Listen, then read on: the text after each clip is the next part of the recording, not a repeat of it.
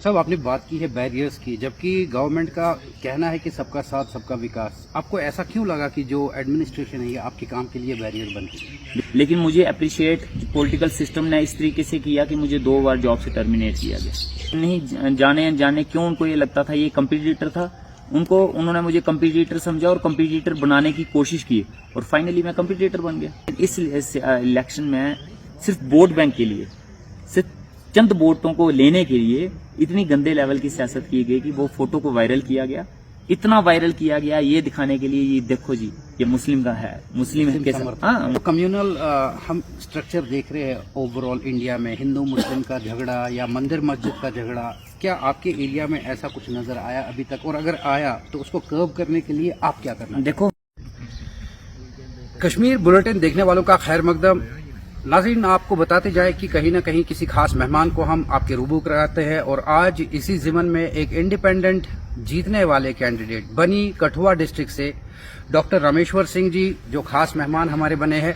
आपको बताते जाएं कि ये गौरतलब बात है कि जम्मू में बीजेपी ने 29 सीटें हासिल की, लेकिन बनी एक ऐसा एरिया है डिस्ट्रिक्ट कठुआ का जहां बीजेपी को एक करारी हार मिली। 2200 वोटों से इंडिपेंडेंट कैंडिडेट जीतकर सामने आता है। इनसे बात करते हैं और आप तक इनके ख्यालात पहुंचाते हैं। डॉक्टर साहब, आपका खैर मकदम हमारे शो के। Thank you so much.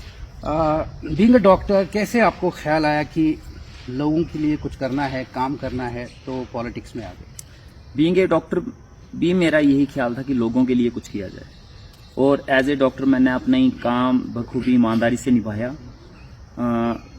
एक डॉक्टर की जॉब 10 to 4 होती है, लेकिन मैंने आफ्टर अपनी टाइमिंग के भी लोगों को जितना हो सका सर्व करने की कोशिश की। मैं आपको ये ईमानदारी से बोलना चाहूँगा कि सिर्फ जम्मू कश्मीर नहीं, ऑल ओवर इंडिया में कोई भी डॉक्टर ऐसा नहीं होगा जिसने मेरे से ज़्यादा फ्री मेडिकल कैंप्स लगाए हों। आज तक मैंने कम से कम 3000 फ्री मेडिकल कैंप्स लगाए हैं, और वो भी ऐसे एरियाज़ में जहाँ पे पहुँचने के लिए 5 घंटे, 6 घंटे, 8 घंटे पैदल लगते थे। हम वहाँ जाते थे, घोड़ों पे दवाइयाँ लेके जाता था, लोगों से मजदूर करके वहाँ से दवाइयाँ लेके लोगों के बीच में कैंप्स लगाए, लोगों में मेडिसिन डिस्ट्रीब्यूट करता था, फ्री मेडिकल कैंप्स लगाए जाते थे। तो अपने से ड्यूरिंग जॉब भी जितना हो सका मैंने कोशिश की, लेकिन लोगों की एक्सपेक्टेशंस ज़्यादा थी और उसके बीच में मेरे इन कामों के बीच में पॉलिटिकल सिस्टम एक रोड़ा बन रहा था। हमेशा एक पॉलिटिकल सिस्टम ने वो एक बैरियर का काम किया, आगे बढ़ने नहीं दिया। फिर मुझे रियलाइज हुआ कि अगर मैं चाहता हूं कि मुझे कुछ करना है तो मुझे इस बैरियर को क्रॉस करना पड़ेगा, कहीं ना कहीं इस बैरियर को क्रॉस करके लोगों के बीच में डायरेक्टली जुड़ना पड़ेगा। तो उसी सोच के साथ मैंने ये पॉलिटिकल वाला जो फील्ड था ये चूज किया। डॉक्टर साहब, आपने बात की है बैरियर्स की, जबकि गवर्नमेंट का कहना है कि सबका साथ सबका विकास। आपको ऐसा क्यों लगा कि जो एडमिनिस्ट्रेशन है ये आपके काम के लिए बैरियर बन गई? देखिए, एडमिनिस्ट्रेशन ही नहीं, पॉलिटिकल सिस्टम भी मैं बोलना चाहूँगा, क्योंकि मेरा लोग जब काम करते हैं तो उनको अप्रिशिएट किया जाता है। अगर कोई आदमी, कोई मेडिकल ऑफिसर कोई काम कर रहा है, वो अगर फ्री मेडिकल कैंप्स लगा रहा है लोगों के लिए, तो मुझे लगता है उसको अप्रिशिएट किया जाना चाहिए। कई बार मेरी सस्पेंशन हुई, कई बार मेरी सैलरी रोकी गई, मुझे ये बैरियर ही मिले आज तक। मुझे तो आपने ये रीजन नहीं पूछे कि अगर आप सोशल वर्क कर रहे हैं तो टर्मिनेशन किस बिना पर मिल रहे हैं? देखो, यही था कि क्यों कर रहे हो, किस लिए कर रहे हो। उनको पॉलिटिकल सिस्टम को ये लगता था ये हमारा कंपटीटर है, ये लीडरी कर रहा है, ये सियासत कर रहा है। और उस दौरान किसी भी पॉलिटिकल पार्टी या किसी भी पॉलिटिकल लीडर के ना तो मैं अपोजिशन में गया ना तो मैं फेवर में गया, सिंपल एक लोगों के बीच में गया और मेडिकल कैंप्स लगाता था। तो लेकिन उनको पता नहीं जाने क्यों उनको ये लगता था ये कंपटीटर था।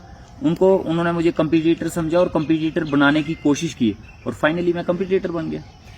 तो सुनने में आया कि मेजोरिटी जो आपके वोटर्स है मुस्लिम कम्युनिटी से ताल्लुक रखते हैं, क्या ये बात सच है? नहीं, कि आपको मुझे हर कम्युनिटी, हर कास्ट का वोट मिला है। उसमें मुस्लिम कम्युनिटी भी थी, हिंदू कम्युनिटी भी है, राजपूत कम्युनिटी, गद्दी कम्युनिटी, ब्राह्मण कम्युनिटी, हर कम्युनिटी, एससी कम्युनिटी, एसटी हर एक कम्युनिटी का वोट मुझे मिला है, हर एक का समर्थन मिला है, हर एक का साथ मिला है, हर एक का प्यार मिला है। बीजेपी के कुछ ऐसे दिग्गज नेता आपके कॉम्पिटिटर्स भी थे, जो कुछ लोग तो पोर्टफोलियो पे भी थे बहुत अच्छे खासे, और जो अभी आपके कॉम्पिटिटर थे कौन थे और क्या लग रहा है कि आगे क्या होगा? देखो, मेरे कंपटीटर बीजेपी से थे, जीवनलाल लंगराल जी, एक कांग्रेस थे हमारी काजल राजपूत जी, डीपीएपी से थे गौरीशंकर जी थे, बाकी आज़ाद उम्मीदवार थे। तो लेकिन जो मेरा कंपटीशन रहा, जो लास्ट तक चला, वो था बीजेपी की पार्टी के जीवनलाल लंगराल जी के साथ। जो कम्युनल हम स्ट्रक्चर देख रहे हैं ओवरऑल इंडिया में, हिंदू मुस्लिम का झगड़ा या मंदिर मस्जिद का झगड़ा, क्या आपके एरिया में ऐसा कुछ नजर आया अभी तक? और अगर आया तो उसको कर्व करने के लिए आप क्या करना? देखो, हमारे एरियाज में ये चीजें नहीं होती। हमारे एरियाज में हिंदू मुस्लिम जो हैं बड़े प्यार से रहते हैं, हर कास्ट हर। जिस एरिया में मैं जॉब करता रहा, 9 साल मैंने जॉब की, वो टोटली मुस्लिम एरिया था। वहाँ हिंदू कोई नहीं था, सिर्फ मुझे छोड़ के। सिर्फ एक हिंदू मैं ही था, बाकी पूरी कम्युनिटी मुस्लिम थी। और आप यकीन नहीं मानेंगे कि 9 साल तक मैं वहां पे रहा, रात दिन वहां रहता था। 3-3 महीने में हॉस्पिटल में रहता था, घर नहीं जाता था। और उस पूरे 9 साल में आज तक मैंने खाना नहीं बनाया, उन लोगों के घरों से खाना आता, वो लोग मुझे खाना खिलाते थे। 9 साल तक उन लोगों ने मुझे खाना। और जब भी वो मेरे हॉस्पिटल के साइड से निकलते थे, मस्जिद थी आगे, मस्जिद का रास्ता मेरे हॉस्पिटल से होके जाता था। सुबह शाम दिन रात जब भी कोई भी आदमी उस रास्ते से जाता था, वो हमेशा, चाहे रात को निकलेगा, वो एक आवाज जरूर लगाता था कि डॉक्टर साहब ठीक हो, किसी चीज की जरूरत तो नहीं है। कभी भी जिंदगी में ये नहीं हुआ। लेकिन हाँ, कुछ पॉलिटिकल लीडर्स हमारे इस माहौल को खराब करने की कोशिश करते हैं, सिर्फ वोटों के लिए, सिर्फ अपनी राजनीति चमकाने के लिए हमारे बीच में डिफरेंसेस क्रिएट करते हैं। हमारे वहाँ पे मुस्लिम एरिया था, वहाँ ईद का त्यौहार होता था, सारे मनाते थे, मैं भी मनाता था, मैं भी उनमें शामिल हो जाता था। तो वो अपने ईद के त्यौहार में अपनी टोपी मुझे पहना देते थे, तो मैं पहन लेता था। लेकिन इस इलेक्शन में सिर्फ वोट बैंक के लिए, सिर्फ चंद वोटों को लेने के लिए इतनी गंदे लेवल की सियासत की गई कि वो फोटो को वायरल किया गया। इतना वायरल किया गया ये दिखाने के लिए, ये देखो जी, ये मुस्लिम का है, मुस्लिम है कैसे, हाँ मुस्लिम, हाँ मतलब, तो ये कल को हिंदुओं के अगेंस्ट जाएगा, ये करेगा वो करेगा। अच्छा, मुस्लिम को गुमराह करने के लिए, मुस्लिम कम्युनिटी को गुमराह करने के लिए दूसरी तरफ वही लोग ये बोलने लगे कि ये आरएसएस का आदमी है, ये जीत जाएगा, तो जीतने के बाद ये मुस्लिम के अगेंस्ट जाएगा। मतलब कि कुछ चंद वोटों के लिए हम लोगों के इस भाईचारे को तोड़ने के लिए सियासतदानों ने बहुत कोशिश की, हद से ज्यादा कोशिश की। इतने हद तक गिर गए ये लोग, लेकिन फिर भी जीत जो है वो ईमानदारी की हुई, भाईचारे की हुई और लोगों के समर्थन की हुई। लोगों का कहना होता है कि जब तक यूटी है, अभी भी लोग कह रहे हैं कि ये जो एमएलएज अपॉइंट होंगे या ओथ लेंगे, इनके पास कोई भी पावर नहीं है, लोगों के लिए कुछ नहीं कर पाएंगे। ये एक स्पेकुलेशन है। और जो ऑर्डर्स हम देखते हैं कि एलजी के पास कौन कौन से ताकत है, क्या लगता है आपको कि लोगों का काम होगा?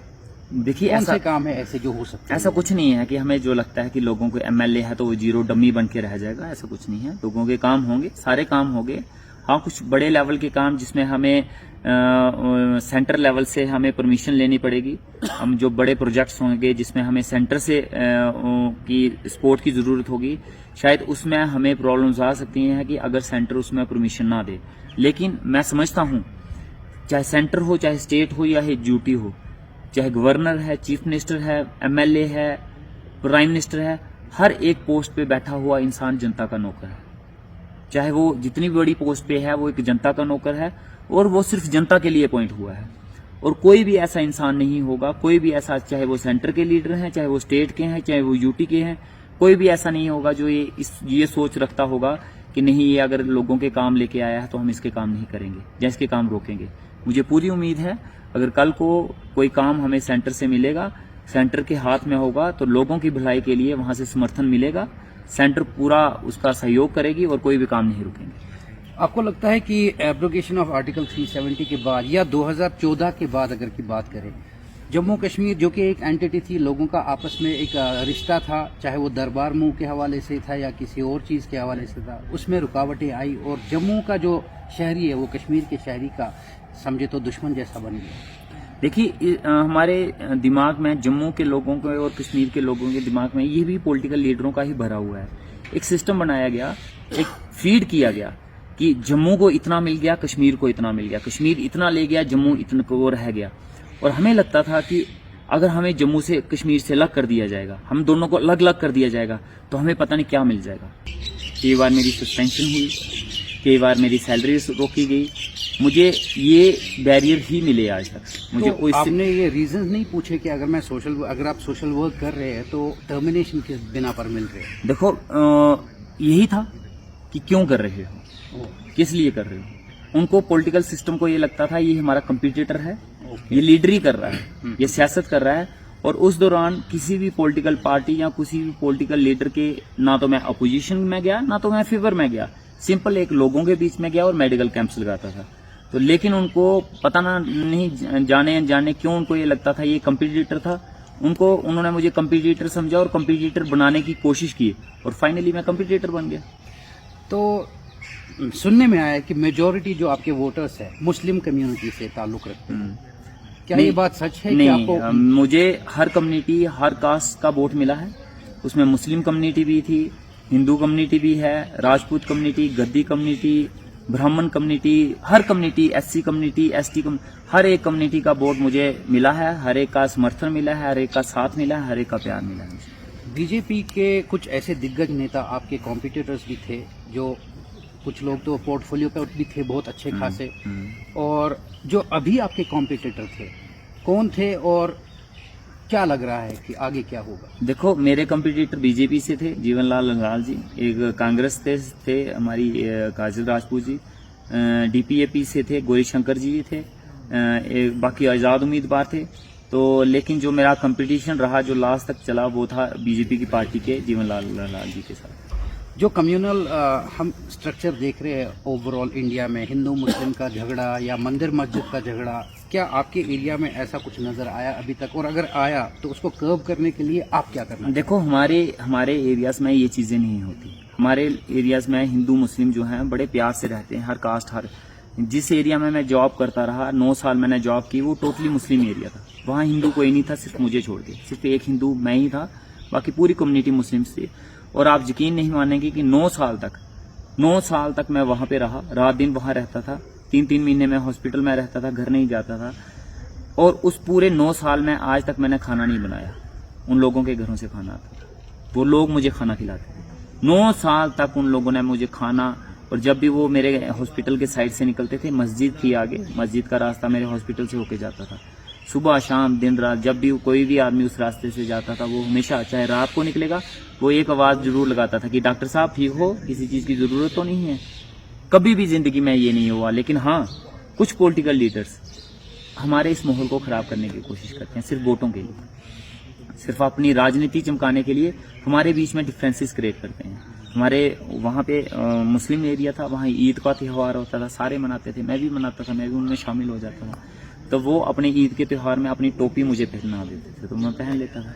लेकिन इस इलेक्शन में सिर्फ वोट बैंक के लिए, सिर्फ चंद वोटों को लेने के लिए इतनी गंदे लेवल की सियासत की गई कि वो फोटो को वायरल किया गया, इतना वायरल किया गया ये दिखाने के लिए, ये देखो जी ये मुस्लिम का है, मुस्लिम के साथ, हाँ मुस्लिम, हाँ मतलब तो ये कल को हिंदुओं के अगेंस्ट जाएगा, ये करेगा वो करेगा।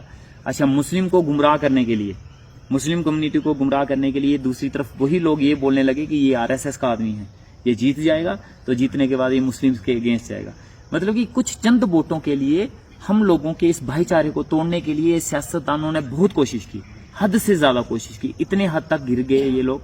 लेकिन फिर भी जीत जो है वो ईमानदारी की हुई, भाईचारे की हुई और लोगों के समर्थन की हुई। लोगों का कहना होता है कि जब तक यूटी है, अभी भी लोग कह रहे हैं कि ये जो एमएलएज अपॉइंट होंगे या ओथ लेंगे, इनके पास कोई भी पावर नहीं है, लोगों के लिए कुछ नहीं कर पाएंगे। ये एक स्पेकुलेशन है। और जो ऑर्डर्स हम देखते हैं कि एलजी के पास कौन कौन से ताकत है, क्या लगता है आपको कि लोगों का काम होगा? देखिए, ऐसा काम है ऐसे जो हो सकता है? ऐसा कुछ नहीं है कि हमें जो लगता है कि लोगों को एमएलए है तो वो जीरो डमी बन के रह जाएगा, ऐसा कुछ नहीं है। लोगों के काम होंगे, सारे काम होंगे। हाँ, कुछ बड़े लेवल के काम जिसमें हमें सेंटर लेवल से हमें परमिशन लेनी पड़ेगी, हम जो बड़े प्रोजेक्ट्स होंगे जिसमें हमें सेंटर से की सपोर्ट की जरूरत होगी, शायद उसमें हमें प्रॉब्लम्स आ सकती हैं कि अगर सेंटर उसमें परमिशन ना दे। लेकिन मैं समझता हूँ चाहे सेंटर हो, चाहे स्टेट हो या ड्यूटी हो, चाहे गवर्नर है, चीफ मिनिस्टर है, एमएलए है, प्राइम मिनिस्टर है, हर एक पोस्ट पे बैठा हुआ इंसान जनता का नौकर है। चाहे वो जितनी बड़ी पोस्ट पे है वो एक जनता का नौकर है और वो सिर्फ जनता के लिए अपॉइंट हुआ है। और कोई भी ऐसा इंसान नहीं होगा, कोई भी ऐसा, चाहे वो सेंटर के लीडर हैं, चाहे वो स्टेट के हैं, चाहे वो यूटी के हैं, कोई भी ऐसा नहीं होगा जो ये सोच रखता होगा कि नहीं ये अगर लोगों के काम लेके आया है तो हम इसके काम नहीं करेंगे या इसके काम रोकेंगे। मुझे पूरी उम्मीद है अगर कल को कोई काम हमें सेंटर से मिलेगा, सेंटर के हाथ में होगा तो लोगों की भलाई के लिए वहां से समर्थन मिलेगा, सेंटर पूरा उसका सहयोग करेगी और कोई भी काम नहीं रुकेंगे। आपको लगता है कि एब्रोगेशन ऑफ आर्टिकल 370 के बाद या 2014 के बाद अगर की बात करें, जम्मू कश्मीर जो कि एक एंटिटी थी, लोगों का आपस में एक रिश्ता था, चाहे वो दरबार मुंह के हवाले से था या किसी और चीज़ के हवाले से था, उसमें रुकावटें आई और जम्मू का जो शहरी है वो कश्मीर के शहरी का समझे तो दुश्मन जैसा बन गया। देखिए, हमारे दिमाग में जम्मू के लोगों के और कश्मीर के लोगों के दिमाग में ये भी पॉलिटिकल लीडरों का ही भरा हुआ है। एक सिस्टम बनाया गया, एक फीड किया गया कि जम्मू को इतना मिल गया, कश्मीर को इतना मिल गया, कश्मीर इतना ले गया, जम्मू इतना को रह गया। और हमें लगता था कि अगर हमें जम्मू से कश्मीर से अलग कर दिया जाएगा, हम दोनों को अलग अलग कर दिया जाएगा, तो हमें पता नहीं क्या मिल जाएगा। 2014 की हुकूमत के बाद से आपको लगता है कि वो डिवीजन अब भर पाएगा, कि नेता बात करेंगे, लोग बात करेंगे इस बारे में? देखो, कोशिश हमारी यही रहेगी। मेरा सियासत में मैं बाकी लीडरों की बात नहीं करता, लेकिन मैं खुद की रिस्पॉन्सिबिलिटी और ईमानदारी से, जिम्मेदारी से ये बात बोलता हूँ कि इसके ऊपर ही हम ये चीज़ें बदलने के लिए ही सियासत में आए हैं। आज हमारा जम्मू कश्मीर बेरोजगारी में हमारे हिंदुस्तान में दूसरे नंबर पे आ चुका है। आज से पहले इतनी बेरोजगारी जम्मू कश्मीर में नहीं थी। एक टाइम में कहा जाता था कि जम्मू कश्मीर में भीख मांगने वाले लोग नहीं हैं, लेकिन इन 10 सालों में इस हद तक लाया गया कि आज जम्मू कश्मीर के लोगों में के हाथ में भीख मांगने के लिए कटोरा दे दिया गया। पढ़े लिखे बच्चे। लेकिन बीजेपी का तो दावा है कि डेवलपमेंट हो गई, एब्रोगेशन होने के बाद मिलिटेंसी खत्म हो गई, कमर टूट गई और लोग खुश है, काफी ज्यादा। देखो, कमर तो टूटी है, कमर बिल्कुल टूटी है। कमर टूटी है नौजवानों की, उनकी कमर टूट चुकी है। पढ़े लिखे पीएचडी, एमए, बीएड किए हुए बच्चे आज दिल्ली में जाके पल्लेदारी कर रहे हैं, बोरियां उठा रहे हैं। कमर तो टूटी है, बिल्कुल टूटी है, सच बोलते हैं, कमर उन्होंने बिल्कुल तोड़ दी है। लेकिन आज एक पढ़े लिखे एक युवा की कमर तोड़ दी है। आज वो इंसान नशे की तरफ जा रहा है। एक पढ़ा लिखा युवा जो ये उम्मीद से डिग्रियां करके, पीएचडी करके, एमए, बीएससी, ग्रेजुएशन करके ये उम्मीद से आगे निकला था कि कहीं ना कहीं मुझे रोजगार मिलेगा, आज वो गुमराह हो चुका है। आज वो घर पे बैठा सोचता है कि मैं अब क्या करूं। आज उससे मजदूरी भी नहीं की जाती, आज वो मजदूरी करने के लायक भी नहीं रहा है, वो कहीं ना कहीं नशे की तरफ जा रहा है। हमारे जम्मू कश्मीर को स्टेट से यूटी बना के रख दिया। इससे ज्यादा हमारे साथ भेदभाव और हमारे साथ बेइंसाफी और क्या हो सकती है। आज बेरोजगारी की कोई चरम सीमा नहीं रही हमारे जम्मू कश्मीर में। डेवलपमेंट के नाम पे कुछ भी नहीं हुआ है। हम बोलते हैं डेवलपमेंट के बड़े बड़े वादे करते हैं। जिनको डेवलपमेंट देखने का बड़ा शौक है, मैं एक बार उनसे जरूर कहूंगा कि बनी कॉन्स्टिट्यूंसी का चक्कर जरूर लगाएं। क्या ऐसी चीजें हैं बनी कॉन्स्टिट्यूंसी में कि जो लोगों के पास नहीं या उनके मुद्दे हैं और वो आप पूरा करना चाहिए? मैं आपसे सवाल ये चाहूंगा, पूछो कि आप बनी वालों के पास है क्या? हमारे बनी ब्लॉक में 4 ब्लॉक हैं, 2 ब्लॉक ऐसे हैं जहां पे आज तक डिग्री कॉलेज नहीं खुल पाया। आज वहां पे भी उनको डिग्री कॉलेज के लिए पढ़ने के लिए कई दूसरे कॉन्स्टिट्यूंसी में, बिलावर में, भद्रवाह में, कठुआ में पढ़ने के लिए जाना पड़ता है। एक डिग्री कॉलेज ऐसा है बनी कॉन्स्टिट्यूंसी में, बनी ब्लॉक में, जहां पे सिर्फ आज तक आर्ट्स ही है, मेडिकल और नॉन मेडिकल का सब्जेक्ट नहीं है। कुछ मिडिल स्कूल ऐसे हैं जो पूरा का पूरा मिडिल स्कूल सिर्फ एक टीचर पढ़ा रहा है। कुछ इलाके ऐसे हैं जहां पे आज भी सड़क नहीं है और बच्चों को स्कूल पहुंचने के लिए, हाई स्कूल जाने के लिए, हाई स्कूल में बच्चे पढ़ने जाते हैं तो वो सुबह 5 घंटे पैदल जाने में और 5 घंटे पैदल आने में लगाते हैं। 10 घंटे जो पैदल स्कूल पढ़ने के लिए जा रहा है तो वो सोचो पढ़ेगा क्या? वो स्कूल आके क्या याद करेगा, क्या देखेगा वो बच्चा?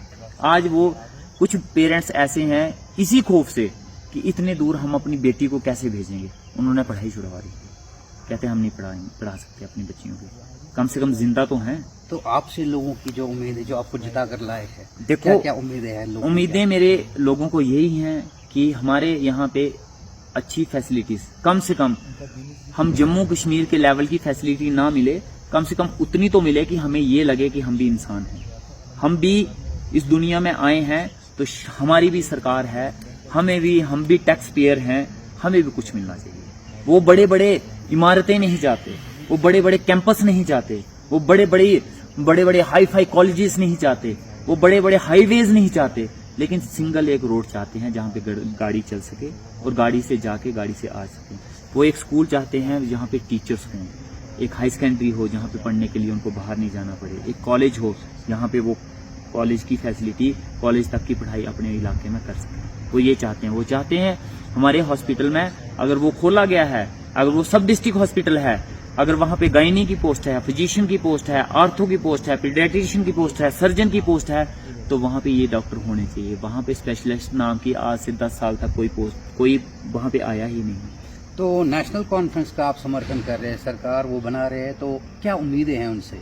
देखिए, मैं लोगों के जरिए चुना गया एक नेता हूँ। मुझे किसी पार्टी ने नहीं जिताया, किसी लीडर ने नहीं जिताया, कोई दिल्ली से नहीं आया, कोई जम्मू से नहीं आया, मुझे आम जनता ने जिताया।